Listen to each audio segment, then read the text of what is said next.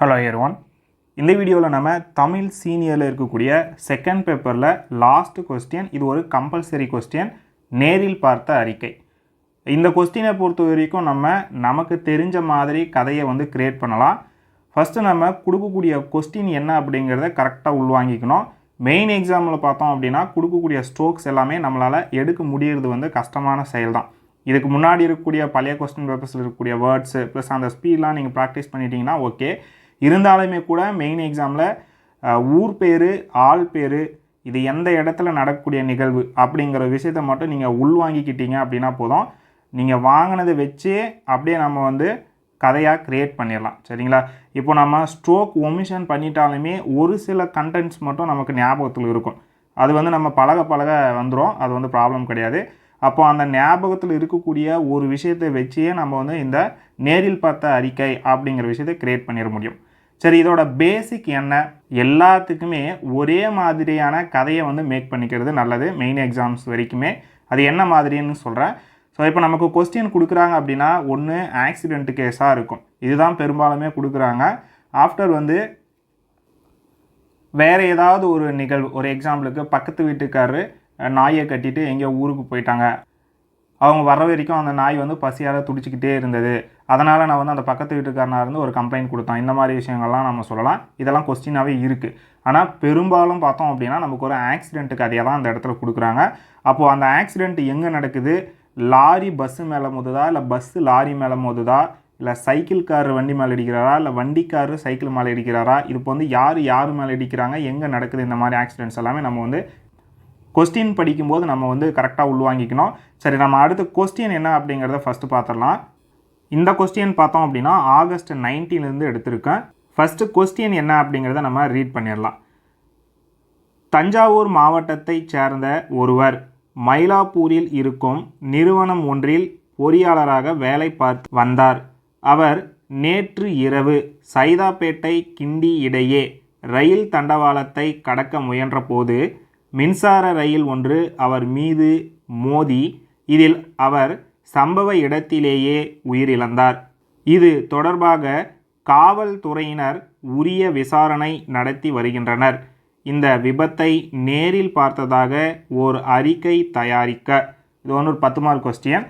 Okay, இப்போது சைதாப்பேட்டையிலும் கிண்டிக்கும் இடையில் ஒரு ரயில்வே தண்டவாளத்தில் ஒரு ஆக்சிடெண்ட் நடக்குது. அந்த ஆக்சிடெண்ட் நடந்த இடத்துல நீங்கள் இருக்கீங்க. அப்போ நீங்கள் இருந்தீங்க அப்படின்னா அந்த நிகழ்வை கண்டிப்பாக நீங்கள் பார்த்துருப்பீங்க. இதை நீங்கள் எப்படி எழுதலாம் அப்படிங்கிறத பார்க்கலாம். இந்த இடத்துல மெயினாக கவனிக்க வேண்டிய விஷயம், எங்கே ஆக்சிடெண்ட் நடந்தது, இதுதான். சைதாப்பேட்டை கிண்டி இடையே ரயில் தண்டவாளத்தை கடக்க முயன்ற போது. இது மட்டும் நீங்கள் ஞாபகத்தில் வச்சுட்டீங்க அப்படின்னா மற்ற கதை எல்லாமே நம்மளால் ஈஸியாக எடுத்துட முடியும். ஓகே, ஸோ இந்த நேரில் பார்த்த அறிக்கையை பொறுத்த வரைக்கும் கதை தெரிஞ்சிருச்சு. அப்போது நம்ம கொடுத்துருக்கிறத அப்படியே எடுத்து எழுதிடலாமா அப்படின்னா அப்படி இல்லை. ஃபஸ்ட்டு ஃபார்மேட் சொல்கிறேன், லிசன் பண்ணிக்கோங்க. அந்த ஆக்சிடெண்ட்டு நடக்கிற இடத்துல நீங்கள் எப்படி இருந்தீங்க? ஸோ இப்போ சொல்லப்போனால் அந்த இடத்துல நீங்கள் என்ன மாதிரியான சிச்சுவேஷனில் இருந்தீங்க அப்படிங்கிறத சொல்லிடணும். ஒரு வேளை நீங்கள் அந்த இடத்துல கடை வச்சுருந்துருக்கலாம், இல்லை அந்த வழியாக போகக்கூடிய ஒரு ஆளாக இருந்திருக்கலாம். இந்த மாதிரி சொல்லி நீங்கள் ஓன் கதையை எப்படினாலுமே க்ரியேட் பண்ணலாம். சரி, இந்த மாதிரியெல்லாம் சொல்லி முடிச்சிடுறீங்க. அந்த ஆக்சிடெண்ட் நடந்ததுக்கப்புறமா அந்த ஆக்சிடெண்ட் ஆன இடத்துல நீங்கள் என்ன உதவிகள் செய்வீங்க அப்படிங்கிறத நம்ம சொல்லணும். ஒரு எடுத்துக்காட்டுக்கு ஆம்புலன்ஸுக்கு நான் ஃபோன் பண்ணேன், காவல்துறைக்கு ஃபோன் பண்ணி அவங்கள நான் வர வச்சேன், இப்படிங்கிறதும் அடுத்து நான் ஓடி போயிட்டு முதலுதவி செய்தேன். இந்த மாதிரி விஷயமெல்லாம் நம்ம சொல்லலாம். ஸோ இப்படியெல்லாம் சொன்னதுக்கப்புறமா இப்போ ஆம்புலன்ஸுக்கெல்லாம் நீங்கள் ஏற்கனவே ஃபோன் பண்ணிட்டீங்க. அப்போ ஆம்புலன்ஸ் அடுத்து வரும். ஆம்புலன்ஸ் வரலாம், இல்லை காவல்துறை, 2 பேரில் யாரோ ஒரு ஆள் முன்னாடி வரலாம். பெரும்பாலும் ஆம்புலன்ஸ் வந்துடும். அப்போ அந்த ஆம்புலன்ஸ் அடிபட்டவங்களை எடுத்து அரசு மருத்துவமனைக்கோ இல்லை பக்கத்தில் இருந்து ஒரு தனியார் மருத்துவமனைக்கோ எடுத்துகிட்டு போயிடும். ஒரு சில கொஸ்டின்ஸில் அரசு மருத்துவமனைன்னு சொல்லி மென்ஷன் பண்ணியே கொடுத்துருவாங்க. ஒரு சில கொஸ்டின்ஸ் எதுவுமே கொடுக்க மாட்டாங்க. நம்மளாக போட்டுக்கலாம், பக்கம் இருந்தால் தனியார் மருத்துவமனை, அரசு மருத்துவமனை அப்படின்னு சொல்லி. சரி, அடுத்து ஆம்புலன்ஸ் போயிட்டதுக்கப்புறம் காவல்துறை வருவாங்க. அப்போ அந்த ஆக்சிடெண்ட் ஆன இடத்துல கண்டிப்பாக கூட்டம் சேரும். சரிங்களா? அப்போ டிராஃபிக் ஏற்படும். அதனால் அந்த காவல்துறையினர் அங்கே இருக்கிற கூட்டத்தை களைய விட்டுட்டு ஆஃப்டர் போக்குவரத்தை சரி செஞ்சு அப்போ அங்கே நடந்த ஆக்சிடெண்ட் மேலே ஒரு கேஸை ஃபைல் பண்ணி அந்த ஆக்சிடெண்ட் எப்படி நடந்தது அப்படின்னு சொல்லிட்டு ஒரு விசாரணையை மேற்கொள்வாங்க. சரி, இப்போ இந்த விசாரணை மேற்கொள்ளும் போது தான் யார், எங்கிருந்து வந்தவங்க, அப்படிங்கிற விஷயமெல்லாம் வந்து தெரிய வரும். இப்போ ஒரு எடுத்துக்காட்டுக்கு ஒரு பஸ்ஸும் லாரியும் மோதிடுது அப்படின்னா பஸ்ஸு மேலே லாரி மோதினதா இல்லை லாரி மேலே பஸ்ஸு மோதினதா அப்படிங்கிற விஷயம் நம்ம கொஸ்டின்லேயே தெளிவாக கொடுப்பாங்க. அப்போ அந்த விஷயம் வந்து ஃபஸ்ட்டு யார் மேலே தப்பு அப்படிங்கிறத காவல்துறை வந்து ஆராய்வாங்க. இப்போ ஒரு பஸ்ஸும் லாரியும் மோதிடுது அப்படின்னா அந்த பஸ்ஸு எங்கேருந்து வந்தது, அந்த லாரி எங்கேருந்து வந்தது அப்படின்னு சொல்லி ஆக்சிடெண்ட் ஆன உடனே நம்ம அந்த இடத்துல இருப்போம் இல்லையா, நமக்கு தெரியாது.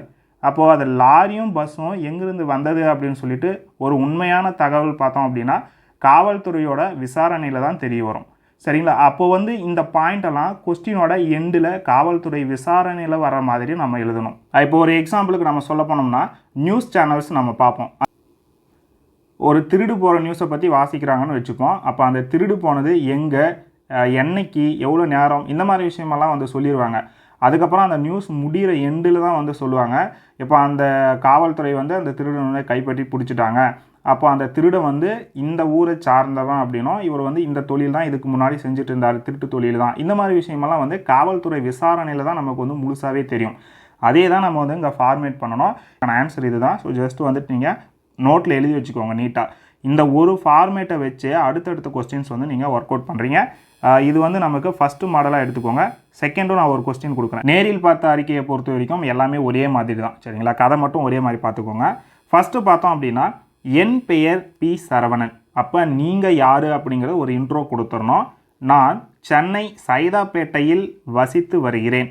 அப்போ நீங்களுமே வந்து அந்த சைதாப்பேட்டை ஏரியாவில் தான் வசித்து வரீங்க. நேற்று நான் 23/6/24, அதாவது ஒரு டேட் நீங்கள் கொடுத்துடணும். சரிங்களா? என்னைக்கு அப்படிங்கிற அந்த டேட் இந்த இடத்துலையுமே கொடுக்கணும். என் நண்பனை சந்திக்க சைதாப்பேட்டையில் இருந்து கிண்டி நோக்கி இருசக்கர வாகனத்தில் சென்று கொண்டிருந்தேன். அப்போ வந்து பைக்கில் போயிட்டுருக்காரு அவரோட ஃப்ரெண்டை சந்திக்கிறதுக்கு. அதாவது நான் தான் அந்த ரிப்போர்ட் எழுதுகிறேன், நான் தான் போயிட்டுருக்கேன் என்னோடய ஃப்ரெண்டை வந்து சந்திக்கிறதுக்கு. அப்போது சைதாப்பேட்டை கிண்டி இடையே ரயில் கடப்பதற்காக கேட் போடப்பட்டன. இந்த கேட் அதெல்லாம் எழுதுறீங்க, அதெல்லாம் ஒன்றும் ப்ராப்ளம் இல்லை. நம்ம வந்து நார்மலாக பேசக்கூடிய அந்த வாய்மொழியில் தான் இருக்குது. அதனால் வந்து கண்டிப்பாக இதெல்லாம் எழுதிக்கலாம். அங்கே ஒருத்தர் என்ன பண்ணுறாருன்னா செல்ஃபோன் பேசிக்கொண்டே ரயில் வருவதை அறியாமல் கவனிக்காமல் எப்படினாலும் போட்டுக்கலாம் தண்டவாளத்தை கடக்க முயன்றார். அப்போ செல்ஃபோன் பேசினா அது வந்து உலகத்தை நம்ம மறந்துடுவோம். கண்டிப்பாக வந்து இந்த மாதிரி நிகழ்வும் நடக்கும். ரோடு கிராஸ் பண்ணும்போது இந்த விஷயமெல்லாம் நம்ம பண்ணுறது தான். சரி, அப்போது வேகமாக வந்து கொண்டிருந்த மின்சார ரயில் அவர் மீது மோதியது. கண்டிப்பாக வந்து ட்ரெயின் வேகமாக தான் வரும். அப்போ அது வந்தது அப்படின்னா அவர் கடக்க முயல்றாரு, உடனே வந்து அவர் மேலே மோதிடுது. நான் தான் அந்த இடத்துல இருக்கிறது. நான் உடனே அவசர ஊர்திக்கும் காவல்துறையினருக்கும் தகவல் தெரிவித்துவிட்டு சென்று பார்த்தேன். அடுத்து அவர் சம்பவ இடத்திலேயே இறந்து விட்டார். அப்போ நான் போய் பார்த்ததுமே அவர் வந்து இறந்து தான் கிடக்காரு. விரைந்து வந்த அவசர ஊர்தி மூலம் அவரை பிரேத பரிசோதனைக்கு அருகில் இருந்த அரசு மருத்துவமனைக்கு அனுப்பி வைத்தேன். அப்போ அரசு மருத்துவமனை பக்கம் இருக்கும்போது அந்த அரசு மருத்துவமனைக்கே நான் வந்து அனுப்பி வச்சுட்டேன். விரைந்து வந்த காவல்துறையினர் அங்கு கூடியிருந்த கூட்டத்தை கலைத்து போக்குவரத்தை சரி செய்து பிறகு வழக்கு பதிவு செய்து விசாரணை மேற்கொண்டனர். அப்போது இது வரைக்கும் நம்ம என்ன சொல்லியிருக்கோம் அப்படின்னா, நான் அந்த இடத்துல இருந்தேன், நான் முதலுதவி செய்தேன், நான் அவசர ஊர்திக்கு ஃபோன் பண்ணேன், காவல்துறையை வர வச்சது நான், இந்த மாதிரி விஷயமெல்லாம் நம்ம என்ன பண்ணோங்கிற விஷயத்தெல்லாம் நம்ம வந்து சொல்லிடுறோம். அடுத்து காவல்துறை வந்ததுக்கு அப்புறம் தான் காவல்துறை விசாரணையில் தான் அவர் யார், எங்கே வேலை செஞ்சார், எந்த ஊரை சார்ந்தவர், இந்த மாதிரி விஷயமெல்லாம் நமக்கு தெரிய வரும். ஒரு முழு தகவல் தெரிய வர்றது காவல்துறை விசாரணையில் தான். சரி, இப்போ பார்த்தோம் அப்படின்னா விசாரணையில் அவர் தஞ்சாவூர் மாவட்டத்தை சார்ந்தவர் என்பதும் மயிலாப்பூரில் இருக்கும் நிறுவனம் ஒன்றில் பொறியாளராக வேலை பார்த்து வந்தவர் என்றும் அவர் செல்போனில் பேசிக்கொண்டே தண்டவாளத்தை கடக்க முயன்ற போது ரயில் மோதியது என்றும் தெரிய வந்தது. அப்போது இதை பார்த்தீங்க அப்படின்னா இந்த தஞ்சாவூர் மாவட்டத்தை சார்ந்தவர் இந்த விஷயமெல்லாம் வந்து கொஸ்டின்லேயே முன்னாடியே கொடுத்துருந்தாங்க. தஞ்சாவூர் மாவட்டத்தை சார்ந்தவர் ஒருத்தர் போயிட்டு தண்டவாளத்தை கடக்க முயறாரு, அப்போ வந்து மின்சார ரயில் இடிச்சிருது. இந்த விஷயமெல்லாம் வந்து கொஸ்டின்லேயே கொடுத்துருந்தது தான். அப்போ அந்த கொஸ்டினில் கொடுத்துருந்த விஷயத்தை எடுத்துகிட்டு வந்து எங்கே எழுதியிருக்கோம் அப்படின்னா காவல்துறை விசாரணையில் வர மாதிரி தான் நம்ம எழுதியிருக்கோம். அப்போது இன்னொரு மாடல் நம்ம பார்த்தோம் அப்படின்னா இன்னும் தெளிவாக நமக்கு புரிஞ்சிடும். சரி, அடுத்து பார்த்தோம் அப்படின்னா லாஸ்ட்டாக அங்கு நான் இருந்ததால் என்னால் அந்த நிகழ்வை காண நேர்ந்தது. இந்த லாஸ்ட் பாயிண்ட்டை பொறுத்த வரைக்கும் எல்லா நேரில் பார்த்த அறிக்கைக்குமே இது தான் எழுதி ஆகணும். ஏன்னா நான் அங்கே இருந்ததுனால தான் என்னால் அந்த நிகழ்வை வந்து காண முடிஞ்சுது அப்படிங்கிற விஷயத்தை எழுதுகிறோம். அப்போ இது வந்து பார்த்துக்கோங்க. எந்த நேரில் பார்த்த அறிக்கை எழுதினாலுமே கடைசியாக அங்கு நான் இருந்ததால் என்னால் அந்த நிகழ்வை காண நேர்ந்தது அப்படிங்கிற மாதிரி ஒரு லைனே எழுதிடும். இவ்வளோ தான் வந்து இந்த கொஸ்டின். அடுத்து பார்த்தோம் அப்படின்னா இடம், நாள், எங்கே நடந்தது இந்த ஆக்சிடெண்ட்டு, அப்போது மயிலாப்பூர். நாள் வந்து என்றைக்கு நீங்கள் வந்து இது ரிப்போர்ட்டாக கொடுக்குறீங்க, இப்போ நேரில் பார்த்த விஷயத்தை வந்து காவல்துறைக்கிட்ட ரிப்போர்ட்டாக கொடுக்குறீங்க. அப்போ என்றைக்கு நீங்கள் ரிப்போர்ட் எழுதுறீங்க அப்படிங்கிறத பார்த்துக்கோங்க. மேலே வந்து ஒரு கதை கொடுத்துருக்கீங்க இல்லையா, இதெல்லாம் வந்துட்டு நமக்கு நேற்று நடந்த சம்பவம். அப்போ நீங்கள் ரிப்போர்ட் கொடுக்குறது ஒரு நாளைக்கு பிறகு தான். அப்போது அடுத்த நாளோட டேட் என்ன அப்படிங்கிறத கொடுத்துறீங்க. எப்பயும் போல் நம்ம சைன் போடுறது கொடுத்துட்டு நம்மளோட பேர் மேலே என்ன கொடுத்தோமோ, நான், என் பெயர் சரவணன் இப்படின்னு கொடுத்துருந்தோம் இல்லையா, அது வந்து அப்படியே கீழே எழுதிடுறோம். இவ்வளோ தான் வந்து விஷயம். இப்போது இந்த கொஸ்டின் நீங்கள் வந்து திரும்ப திரும்ப பாருங்கள். ஃபஸ்ட் டைம் பார்க்குறவங்களா இருக்கும்போது கண்டிப்பாக திரும்ப திரும்ப வீடியோவை பாருங்கள்.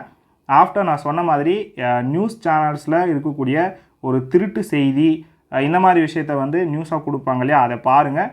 ஸோ ஒரு லாங் நியூஸ் நீங்கள் பார்க்கும்போது அதோட கதை தான் அப்படியே வரும். நான் சொன்ன விஷயங்கள் அப்படியே இருக்கும். அதனால் உங்களுக்கு அதை பார்க்கும்போது இன்னும் கொஞ்சம் நல்லாவே புரியும். சரிங்களா?